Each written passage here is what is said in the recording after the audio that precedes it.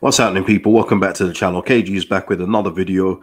Wasn't planning to come back until we did a match reaction for the Wolves game, but listen, something came up with Andrea Radrizzani talking to The Athletic this week, so I thought I'd come on and give my opinion and thoughts of what I thought of that, and also get your thoughts as well. So whatever we discuss, if you've heard the interview, please put your thoughts in the comments and react to stuff that I think his comments mean as well, because I think there's a lot of hidden meaning behind the things that he's saying, but it all depends on what happens between now and the transfer window, and we'll get into that. Just before I continue, just obviously like the video. That's the best way to help the channel. Subscribe, obviously, that's another way to help, and share the video around. Big thanks to Super Thanks donators. I didn't do it on the last live stream, so I've got to thank Close Shave, Shane Leonard, Karen Curtin, Phil Smith, and Mr. P. Thank you so much for your super thanks. Super thanks are just like super chats, and if you want to donate to the channel, that way it's on the same line as like and dislike. You can do that and put your message in the comments that way. And obviously all that support is appreciated by myself. Just helps the channel out. So yes, Andrea Radrizzani spoke to David Ornstein and Phil Hay in an interview that was just answering a few questions in regards to the team in the past and going forward in the future. And I thought it was quite interesting. I thought there was a few hidden messages in there also. Very interested to hear what you guys think of it.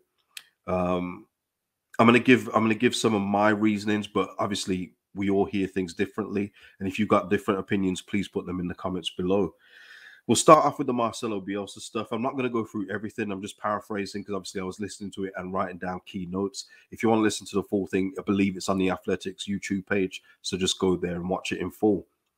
He mentioned about Marcelo Bielsa, and Thorpe Arch will possibly be named after Bielsa if Marcelo approves of that. He wants to do that in honor of what Marcelo did for the club. Saw a few comments from rival fans saying, did this guy win the Champions League for Leeds United? He didn't do anything like that. One thing I'll always say is that Marcelo breathed life back into this club after 15 years of doing absolutely nothing. And it's very understated about what he did especially in the three years. 3 years was just amazing stuff. Some of the best football we'll ever see. Some of the best ways of interacting between the players, fans, and everything else like that. He just brought a lot to the club in that way. And if you don't support Leeds, you won't understand. And it's all right. You don't need to understand it. It's not for you. But Marcelo Bielsa in that way. So there is possible ways that he will be named. The training ground will be named after him, which I think is a nice touch. And just to pay homage to somebody that got us back into the big time after so many had tried and failed. On Marcelo Bielsa second, he says we needed to change. We needed something to impact the group. It was risky both ways. It's true. It wasn't easy to decide whether to potentially die with him or die with somebody else. And he follows on. And so I think the following question was, did he feel Bielsa could turn things around? And in short, he said no. And he was expecting the reaction that happened around the time he got sacked, but he said he was thinking about Leeds United as a club, and I completely understand that. And I said that at the time. I completely get it, because I mean, listen, no secret, I thought we was going to go down if we'd stay with Marcelo too. I just couldn't see how we was going to change. Like he says, the players, just following on, the players were emotionally and physically at the end, and he's right. It was also noted as well that he was considering it after the 3-3 draw against Villa, which is very interesting. But it was another one of those games, if you remember, cast your minds back at, where we conceded goals in quick succession. I think it was like 3 and 15 minutes. And that wasn't the first time, was it, people? It wasn't the first time. He had his doubts whether Bielsa could change. I said there's something very similar in the middle of January. I think it was the FA Cup game where I think I gave 2 minutes of FA Cup analysis, and the rest was, where's the rest of the players? I just went off on one, didn't I? It wasn't my finest moment, but it's just how I felt. I was very frustrated at the time. But it was around that time I realized we're asking a guy that's had the same methods for 20, 30 years to change his ways. It was just not going to happen. And I think Radrizzani was there too. And it's just going on. Radrizzani was convinced after the 4-2 defeat that he should go, but the board members said that we should give him another couple of games, which was the Liverpool Spurs, and that's when it was over. But you got to think, if you're starting to have doubts at Villa, and then after the Man United one, the writing was pretty much on the wall there, which is probably why we heard the rumours about Marsh being spoken to 8 days before. And Rads also said that you could see the one-to-one system was becoming humiliating for the players, but Marcelo wasn't going to change as he had the only one way of playing. He says the blame goes to himself and Bielsa, as he would have had to replace the whole team or Bielsa in the previous summer. Yeah, I mean, listen, there's a lot of things that I pretty much said last season in the videos. I mean, it's all documented, isn't it? You people that have been with me long term know I said all of that. I said it wasn't just down to one person; it was a whole collective effort of why we were so bad last season. But yeah, I mean, it's just very interesting, isn't it, in terms of the Bielsa stuff, and hopefully not the last we hear of Bielsa, but I do want to move on from the whole Bielsa talk now, because for me, there's no point looking back at that now. Listen, he had a great legacy here. We didn't get relegated. It's time to move on. Let's have a look. In regards to Phillips and Rafinha, Rad saying he couldn't stop Phillips and Rafinha going. In terms of the Rafinha deal, is something that you'd never seen before with Barcelona, in terms of them not having any money, getting a player to wait, and that he feels ashamed after agreeing a deal with Chelsea, because it was agreed with Chelsea, obviously, and that was the best deal as well. But Rafinha was steadfast on going to Barcelona, so there's nothing he could do. And you would hope as well that Chelsea understand that, and that there's no bad business that should go ahead between the two clubs because of that. I mean, it's pretty clear if he wanted to go Barcelona, there's nothing Leeds can do. You can't force him to. I know a lot of people said force him to go Chelsea. You can't force anyone to go anywhere.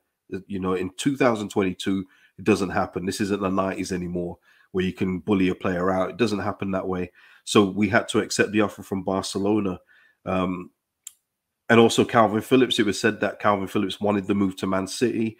He came to him and wanted to go. So there's nothing you can do with those kind of players going. And I want to go back into that. But in terms of recruitment, you know, because of the player sales, we got in the players that they wanted to do to strengthen the squad. He was asked, is our first 11 probably better now than it was last season? He believes it is, because of the players that we've brought in. He said that they got the 5 deals they wanted done early, which is what they wanted to do. And CDK was the exceptional talent that they wanted as the icing on the cake. But obviously it was a battle with Milan and they couldn't get it done. But what was the most interesting thing is something that I've said many times on here. And if you go back to the transfer target video I did at the start of the summer, I said something in there, what he exactly said verbatim. I don't know if he was watching my videos, but we'll see. Now, he said he wishes that he had met CDK 10 days earlier when he knew Milan was sleeping, because then he could have probably convinced him to come. And that is something that I've said. That is how you get ahead of players that go to Champions League clubs when they're making a step up from a club like Bruges. Because with all due respect, Bruges to Leeds United in the Prem, it's a step up. Just like Kamara going from Marseille to Aston Villa, you can guarantee if a Champions League club had gone in for Kamara, he probably wouldn't have gone to Aston Villa, but Aston Villa got in there early. So that's how you get those kind of deals done. And Radrizzani just alluded to it there by saying he wished he had gone to Belgium 10 days earlier. That's my thing. Get the things done early, and then you don't have to worry about competition. Because we could have got him. He was 50-50 on it. But obviously the Milan pull, much like Rafinha going to Barcelona, he wanted the Milan move. And he mentioned about being a stepping stone club. Yet again, something I've mentioned on here many times. I know a lot of Leeds fans don't like to hear it, but that's just the reality. You're selling them on the idea of looking at Rafinha, looking at Calvin Phillips and saying, listen, they've had 2 brilliant years here, or, you know, Phillips longer, but now they've gone to Man City and Barcelona respectively. We can do that for you. And that's exactly what I said in the CDK video on here.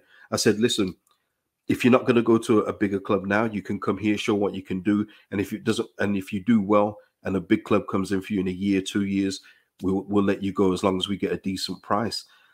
It's nothing that I haven't said before. It was quite interesting listening to the Radrizzani thing, because a lot of the things he was saying is stuff that I've said on here before. I'm not claiming to be a genius. It's just sometimes you just know a few things about a few things. You know what I mean? But he did say that about CDK. And what he mentioned as well. Let's go. Hold on. Let's have a look.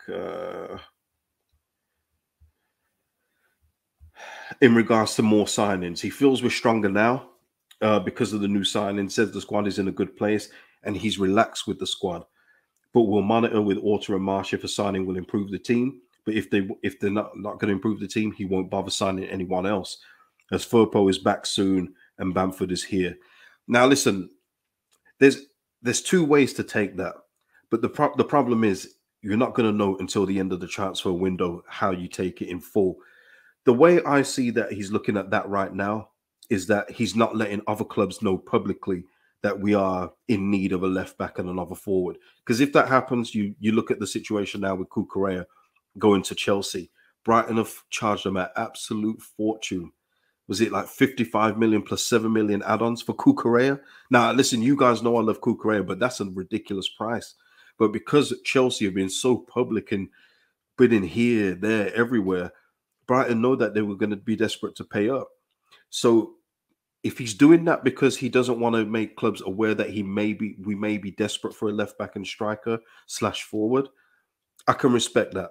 I respect that kind of business talking like that in public, because it just lets everyone know, oh, man, I thought they were desperate for a left back and forward. Man, we might have to rethink how much we can charge them for this player. Because unfortunately, if you appear desperate in public, the selling clubs will take advantage of that all day long. But if we get to the end of the window and we don't see a left back and striker, I'd be very disappointed. Reason being, Firpo is back sooner than they think. Have you not learned? Have you not learned? Just look at Junior Firpo so far. If he's not playing reasonably well or poorly or on a yellow card, he's out injured. Same with Bamford. Bamford's had a serious injury. He's still, according to Jesse Marsh, not fully 100%. And look how many months later we are. But you're going to bank on those two as permanent members. And if not, we're going back into the square pegs round hole scenario again, with Strout moving out to the left when he should be centre back and Dan James possibly going up front. It's like, have you not fully learnt your lesson, guy? But that comes at the end of the window. So again, we have to wait and see if that scenario plays out the way that he made it seem in the interview. It's going to be very interesting. I'm going to keep my eye on that one. He said Jack Harrison's not for sale, and that's fair enough. One of the interesting things he said was Rads will assess the signings after a 3 to 5 year period, and we'll see how many have been successful. He knows not every signing will be a success, as that's impossible. I agree with that. But he also mentions that lower value signings like Meslier and Strauch have become huge successes. True. But what does the assess mean? What does that mean for, is that Victor Orta? Is that the scouting department? Is he going to weigh up the hits and misses against that and possibly move on to somebody else? It's going to be very interesting because, and I quote Radrizzani here, this year, in my opinion, we've done a great job in the market and we have a very competitive team. The target I set is between 10th and 14th. If we're lucky, we are close to 10th or more. If we aren't lucky, we're 15th. 15th is my prediction at this moment in time too. But I think we are in that range. I don't want to have any more heart attack risk, but there is a chance in my mind. But is there a chance in his mind of a relegation battle? He doesn't. I don't have any doubt that we'll avoid a similar situation to last season. Well, first of all, you shouldn't really come out and say that, because now that just picks a... I mean, if we don't have a big target on our backs being Leeds United anyway, we definitely do now. And for me, the 10th to 14th is very interesting, because now, remember before when we was talking about top 6 is a name for us, so we should be looking at top 6. Now I can recalibrate my expectations for the team. And I understand now that we're just looking to get to mid-table at this moment in time. Fair enough. Now you've said it publicly, I'll adjust my expectations too. The only thing is 10th position for me. Again, I think that's because he's too close. He's obviously close with the team, but he's overestimating some of the talent in the team. Like I said to you before, the injured list that we've got currently, Sinister aside, the rest of them are who cares? Like, these guys aren't going to push us up a few places in the table. So 10th position is very optimistic. I think it's going to be the lower end of the 14th, 15th. I say 15th at this point in time. But it's very interesting that he believes that we're not going to be anywhere near relegation battle. It's interesting. I was talking to Brownie and Connor in the group chat, and it is funny how many teams there are that you just don't know about. Southampton, Leicester. I mean, Leicester today just confirmed that Harvey Barnes is out for a few weeks and Ricardo Pereira's out for 6 months. Like, there's just so many teams like that. Everton, and we're one of them as well, by the way, people. And that's why I don't think we're going to be in trouble. But if Bamford or Firpo go out, we're going to be in the same scenario as we were last year. And that's why I feel it's still important that we get another central midfielder in. We can't rely on Rucker and Adams to play 38 games, but it sounds like we're going that way. You know, it's just plan for the worst case scenario instead of thinking that all these players are going to play 38 games for me. But it's interesting, isn't it? We'll see come the end of the window.